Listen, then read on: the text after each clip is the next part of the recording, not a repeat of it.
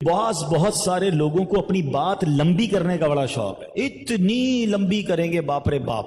Phone کرتا تو بندے کو ڈر لگتا ہے, اس کا فون اٹھا لیا تو آدھا گھنٹہ پہلے سے تو نہیں رکھے گا. رانگ نمبر بھی شاید 5-7 منٹ بات کر کے رکھتا ہوگا. چلو لگ ہی گیا تو بتاؤ کیا حال ہے تمہارے. ارے بھائی رانگ نمبر ہے, رکھ بھائی کوئی اور کام کرے. نہیں, ان کی عادت ہے لمبی کرنے کی. مجھے اچھی طرح یاد ہے, مجھے ایک بار واٹس ایپ آیا 59 منٹ کا, 59 سیکنڈ کا نہیں, 59 منٹس کا واٹس ایپ آیا, اور اس پہ نیچے لکھا تھا پورا ضرور سنیے گا. میں نے کہا کہاں سے 1 گھنٹہ لاؤں بھائی تیرا واٹس ایپ سننے کے لیے. واٹس ایپ بنائی شارٹ میسج کے لیے, لیکن عادت ہی لمبی کرنے کی ہے. اس کا کیا علاج ہے؟ تو آپ اپنی قدر کھو دیتے ہیں جب اپنی بات آپ لمبی کرتے ہیں. خیر الکلامی ما قل و دل. بہترین کلام وہ ہے جو مختصر ہو اور پر دلیل ہو, شارٹ.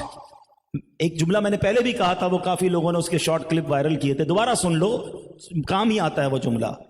اتنا مت بولو کہ لوگ تمہارے خاموش ہونے کا انتظار کریں. بعض اوقات کوئی اتنا بول رہا ہوتا ہے, بندہ کہتا ہے یار کوئی میوٹ کا بٹن ہے, دباؤں کب خاموش ہوگا, چپ ہی نہیں ہو رہا بھائی. اتنا مت بولو کہ لوگ چپ ہونے کا انتظار کریں. اتنا اچھا بول کر چپ ہو جاؤ کہ لوگ مزید کا انتظار کریں.